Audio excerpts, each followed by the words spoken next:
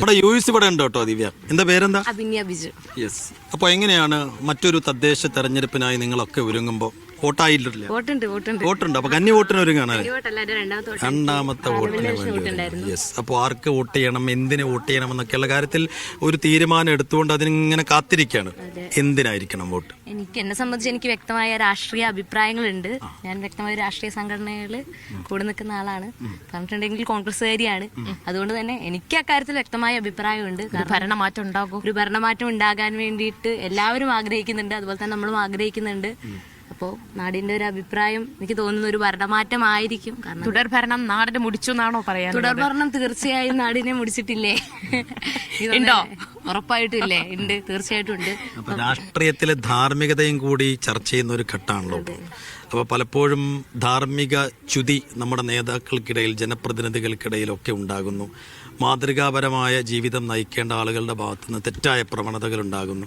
അപ്പോൾ അത് കോൺഗ്രസ് പാർട്ടിയും അതിൽ വലിയ പ്രതിരോധത്തിൽ നിൽക്കുന്ന ഒരു ഘട്ടത്തിൽ എന്തായിരിക്കും ആ പാർട്ടിയിലേക്ക് കടന്നു വരുന്ന ഒരാൾ എന്ന രീതിയിൽ ആ വിഷയത്തെക്കുറിച്ച് പറയാനുള്ളത്? കടന്നു വരുന്ന ഒരാളെന്ന രീതിയിൽ എനിക്ക് പറയാനുള്ളത്, അതിനകത്ത് കോൺഗ്രസ് പറഞ്ഞ ആ ഒരു കാര്യമുണ്ട്, ആര് കെയർ ചെയ്തില്ലെങ്കിലും കോൺഗ്രസ് കെയർ ചെയ്യും. അതുകൊണ്ട് തന്നെയാണ് നമ്മളെ സംബന്ധിച്ച് നമ്മുടെ ഉണ്ടായിരുന്ന ഒരു യുവ നേതാവിനെ തന്നെ നമ്മൾ പാർട്ടിയിൽ നിന്ന് പുറത്താക്കിയിട്ടുണ്ട്.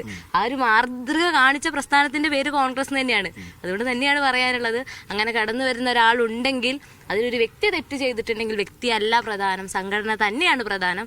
നമ്മുടെ പാർട്ടിയിൽ ഒരു പ്രശ്നം ഉണ്ടായിട്ടുണ്ടെങ്കിൽ ഉറപ്പായിട്ടും പുറത്താക്കി തന്നെ ആ സംഘടന മാതൃക കാണിക്കും. അതല്ലാതെ മറ്റ് സംഘടനകൾ ചെയ്ത പോലെ, കഴിഞ്ഞ കാലങ്ങളിലൊക്കെ ചെയ്ത പോലെ അയാൾക്ക് പിന്നെയും പാർട്ടി സ്ഥാനങ്ങൾ കൊടുത്ത് അവിടെ തന്നെ വെക്കുന്ന ഒരു രീതി കോൺഗ്രസ് പ്രസ്ഥാനത്തിനില്ല എന്നുള്ള മാതൃക തന്നെയാണ് കഴിഞ്ഞ കുറച്ച് ദിവസങ്ങളിലായി നമ്മൾ കണ്ടുകൊണ്ടിരുന്നത്. അപ്പം തെറ്റ് ചെയ്ത ആരാണെങ്കിലും അയാൾ ശിക്ഷിക്കപ്പെടണം എന്നുള്ള അഭിപ്രായമാണ് പേഴ്സണലി എന്റെയും എന്റെ കൂടെയുള്ള ആളുകളുടെയും ഒക്കെ. വോട്ടുണ്ടോ? വോട്ടുണ്ടോ? എന്തിനാണ് വോട്ട് ചെയ്യാൻ പോകുമ്പോൾ മനസ്സിലുള്ള ബോധ്യം എന്താണ്? ഞാൻ ഇഷ്ടപ്പെടുന്ന രാഷ്ട്രീയ പാർട്ടിക്കാണ്, അതോ നാട്ടിൽ വികസനം വരട്ടെ അതിന് പാകത്തിൽ ഉതകുന്ന ആളുകളാണ്, അങ്ങനെ നോക്കിയിട്ടാണ്, എന്ത് നോക്കിയിട്ടാണ് വോട്ട്? നമ്മളുടെ ഒരു പൊളിറ്റിക്കൽ വ്യൂ ഉണ്ടാക്കിയെടുക്കുന്നത് ഈ വികസനവും മറ്റു കാര്യങ്ങളൊക്കെ നോക്കിയിട്ട് തന്നെയല്ലേ. അപ്പോൾ അങ്ങനെ നമുക്കൊരു കൃത്യമായ പൊളിറ്റിക്കൽ വ്യൂ ഉണ്ടാവുമ്പോൾ ആ ഒരു പൊളിറ്റിക്കൽ വ്യൂ വെച്ചിട്ട് തന്നെയല്ലേ, ആ ഒരു പൊളിറ്റിക്കൽ ഐഡിയോളജി ഉള്ള പാർട്ടിക്ക് വെച്ചിട്ട് തന്നെയാണല്ലോ നമ്മൾ വോട്ട് കൊടുക്കുക.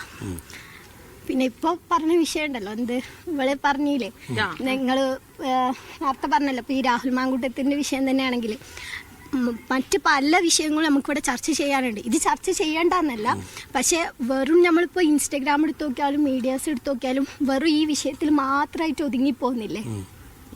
മീഡിയ അനാവശ്യമായി ഇതിന്റെ പിറകെ പോകുന്നുണ്ടോ എന്നൊരു തോന്നലുണ്ട്. അല്ല, അനാവശ്യമായിട്ടൊന്നും പറയുന്നില്ല, പക്ഷെ ഈ ഒരു വിഷയം മാത്രം ചർച്ച ചെയ്യാന്നുള്ളത് കുറച്ച് അനാവശ്യമല്ലേ? ഈ ഒരു വിഷയം മാത്രമേ ഉള്ളൂ ചർച്ച. എവിടെ ഇൻസ്റ്റഗ്രാം എടുത്ത് നോക്കിയാലും വേറെ വാട്സപ്പ് എടുത്ത് നോക്കിയാലും സ്റ്റാറ്റസ്, സ്റ്റോറി എല്ലാത്തിലും രാഹുൽ മാങ്കൂട്ടം മാത്രം. അത് കവറപ്പ് ചെയ്യല്ലേ വേറെ എന്തൊക്കെയോ, അങ്ങനെ തോന്നിപ്പോകുന്നുണ്ട്. എനിക്ക് മാത്രം തോന്നലാണോന്ന് അറിയില്ല. അനാവശ്യമായ ഒരു പ്രാധാന്യം കൊടുക്കുന്നുണ്ട്. അനാവശ്യമായ പ്രാധാന്യം എന്ന് വെച്ചാൽ വെറും ആ ഒരു വിഷയത്തിന് മാത്രം പ്രാധാന്യം കൊടുക്കുക. ചർച്ച ചെയ്യേണ്ട പല വിഷയങ്ങളുണ്ട്, അതിലൊന്ന് മാത്രമായിരിക്കണം ഇതും. പക്ഷേ ആ വിഷയങ്ങളൊന്നും ചർച്ച ചെയ്യാതെ ഈ വിഷയം മാത്രം ചർച്ച ചെയ്യുക, അത് മാത്രം ഫോക്കസ് ചെയ്യുക എന്ന്. അങ്ങനെ ഒരു വിഷയം വന്നത് ഒരു അജണ്ടയുടെ ഭാഗമായിട്ടാണെന്ന് തോന്നുന്നുണ്ടോ? വിഷയം വന്നത് അജണ്ടയുടെ ഭാഗമായിട്ടായിരിക്കില്ല, പക്ഷെ ആ വന്നതിന് ശേഷം അതൊരു അജണ്ടയാക്കി എടുക്കുന്നില്ലേ എന്നാണ് ക്വസ്റ്റ്യൻ. അപ്പൊ സേവനമാണോ ലക്ഷ്യം? വോട്ടുണ്ടോ? വോട്ട് ഇപ്രാവശ്യം ഇല്ല, അത് ജനുവരിയിലേക്ക് കൂട്ടുമ്പോൾ 18 ആവുന്നവർക്കാണ്. ഇപ്രാവശ്യം ഇല്ല, അടുത്ത പ്രാവശ്യം.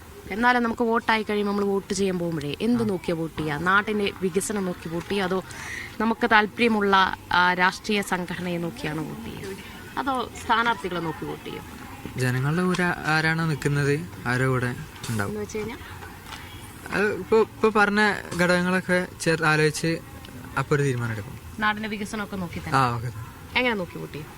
ഞാനും നാടിന്റെ വികസനത്തിന് വേണ്ടി ആരാണോ പ്രവർത്തിക്കുക അവർക്ക് വേണ്ടിയിട്ടായിരിക്കും. അങ്ങനെയൊക്കെ ചിന്തിക്കാറുണ്ടോ? നാട്ടിൽ ഒരുപാട് രാഷ്ട്രീയ പാർട്ടികളുണ്ട്, അവരിൽ ആരൊക്കെയാണ് വികസനം കാര്യമായി നടത്തുന്നത്, ആർക്കൊക്കെയാണ് നെഗറ്റീവ് ബ്ലാക്ക് മാർക്ക് ഉള്ളത്, നമുക്ക് നോക്കി വെക്കാറുണ്ടോ, അന്വേഷിക്കാറുണ്ടോ? എന്നിട്ട് അങ്ങനെ ഒരു തീരുമാനം എടുത്തിട്ടുണ്ട് അല്ലേ? തീർച്ചയായും. അപ്പോൾ ആ ഒരു ബോധ്യത്തിലൂന്നിയാണ് വോട്ട് ചെയ്യാൻ പോവുക അല്ലേ? തീർച്ചയായും. അപ്പോൾ വികസനത്തിലൂന്നിയ രാഷ്ട്രീയം. അതെ.